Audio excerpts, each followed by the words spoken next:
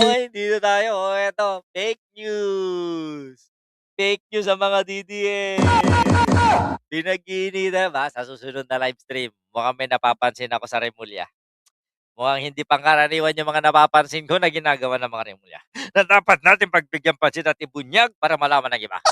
'Di ba? Eto, walang katotohanan na naospital si Ombudsman Jesus Crispin Remulla. Ayon yan sa kanyang kapatid na si DILG Secretary John Vic. At ayon kay John Vic, nakapag-golf pa daw at nakapag-breakfast pa daw si Crispin, si Boying sa kanyang nakababatang kapatid, So, ibig sabihin nito, mga DDS, ang dami kong binoljak, eh. Greco, si Guangzon, kahapon, yun yung pinag-initan ko dahil hindi ako nakapag-livestream kahapon dito. Yun yung mga pinagpupuntahan ko yung kanilang mga platform, kanilang mga postings, dun ako nagko-comment. O ano mga DDS, news na naman kayo, hinayupak! It's the motherfucking Eagle Double G. Snoop Dogg! New Year na New Year, bagong taon na bagong taon, wala kayong ginawa kundi manloko ng mga Pilipino. Ibig sabihin, buong taon na naman kayong balasubas, mga hinayupak kayo. Do'n naman sa mga naniwala na nagdasal na mas lalong ikapahamak ni Boying, sana sa inyo mapunta inyong mga dasal. It's the motherfucking Yun lang. Eagle Double G. Snoop Dogg! Di ba? Ano naman ngayon kung totoong nagkasakit si Boying, anong pakialam niyo? Illegal ba na magkasakit ang tao? Diyos mio.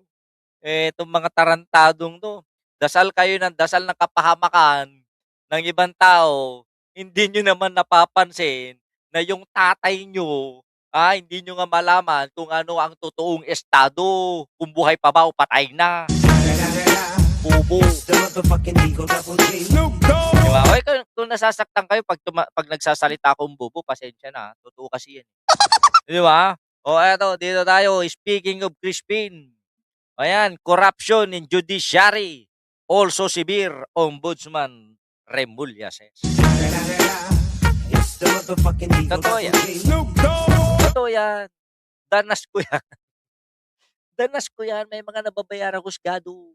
May mga nababayarang mga piskal. Diyos ko. May mga swapang na abogado. Ganun lang yan. Hindi hindi hindi lang sapat na ayusin natin ang korapsyon sa DPWH, sa Customs, sa BIR. Tignan natin, kilalanin natin yung mga korap na nagpapabayad na mga abogado, piskal, husgado, mga chief justice. At totoo lang, talamak ang korapsyon at talamak din ang bentahan ng kaso. Kaya ngayon, maraming mga kriminal ang nakakalaya at nang patuloy na nang-aabuso. It's the motherfucking Eagle Double G. Snoop Dogg! Kaya, okay, itong sinabi ni Crispin. Ang tanong, Crispin, palagya ka. Wala pa nakukulong doon sa sinabi mo December 15. O ngayon, magbubunyag ka na naman ng mga korupsyon sa hudikatura. Ang tanong ko, may mapipilahan ka kaya ng kaso? Napakatagal na yung ginawa ni Sara Duterte, DOJ ka pa lang noon. Noon nagmura, nagbanta, nagbintang si Sara Duterte. Noong panahon na ikaw ay DOJ secretary, hindi mo naman napilahan ng kaso si Sara Duterte. Ang tanong ko lang, yung si Crispin, pasimpleng protector ba ito ng mga Duterte? It's the motherfucking Eagle Ah, Double G. Snoop Dogg! yun ay katanungan lang. 'Di ba? Kung ang totoo, ikaw ay masasaktan.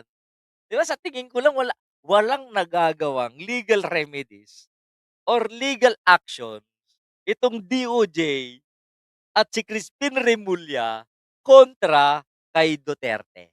Bakit kaya? It's the motherfucking Eagle Double G. Snoop Dogg! Kasi lantaran na, eh. Sinabi na ng NBI may kaso, eh. 'Di ba? Maliwanag na may kaso si Sara Duterte do'n sa ginawa niya noong November 23, 2024. Bakit tila walang nangyari sa loob ng isang taon? Kaya medyo may pagkabagal, puro porma-porma din 'to, eh. Kaya nangingitim 'tong hayop na 'to, eh.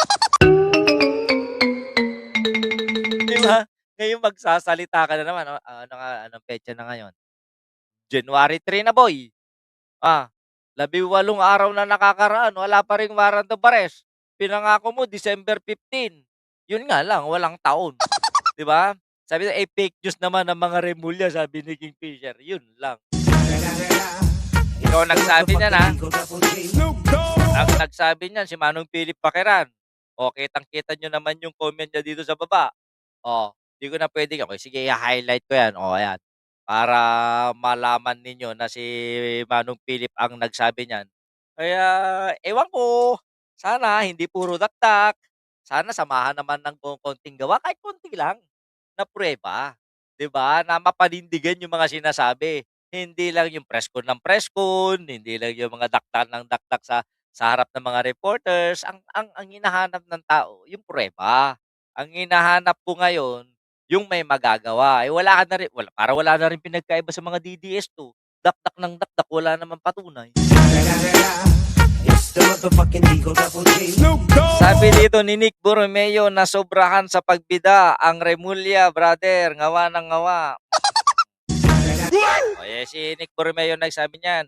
Kaya di po tayo kumbinsido diyan kay Ombudsman Boying. Baka siya pa po ang pwedeng mag-reject ng impeachment. Hindi naman, wala naman siyang hands wala naman siyang hawak, wala naman siyang partisipasyon sa impeachment ni Sara.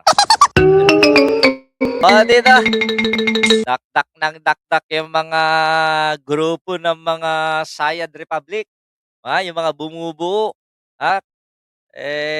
Ewan ko, sabi dito ni Malutikya, PH is under reenacted budget. GAA 2025 because ano daw? GAA 2025 o GAA 2026? Bobo. Because the leader has not completed his review of the proposed 2026 budget. Hindi ko malaman kung saan nanggagaling kakakapalan ng mukha ng mga Sayad Republic. Unang-una, okay, inaprubahan na ng BICAM ang GAA, yung General Appropriations Bill. Nai-transfer 'yan sa lamesa ng presidente, holiday, walang pasok. January 1 falls on Friday, national holiday din. Hindi, Huwebes, national holiday.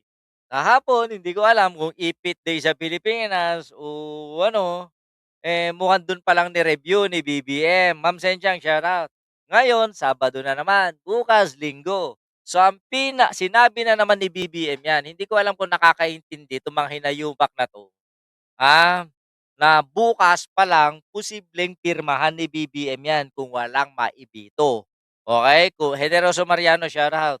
Mukhang hindi yata naintindihan. Samantalang nung panahon ni Digong, merong 1 taon doon na 4 na buwan tayong reenacted dahil sakalang pinirmahan ni Digong ang GAA noong panahon na Abril na ang buwan, 4 na buwan ang nakaraan. Bobo ang mga DDS. It's the motherfucking Eagle Double G. Totoo lang, bobo.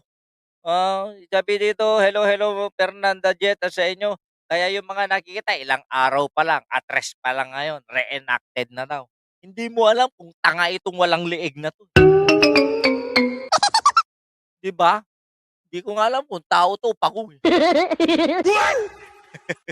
Okay, mga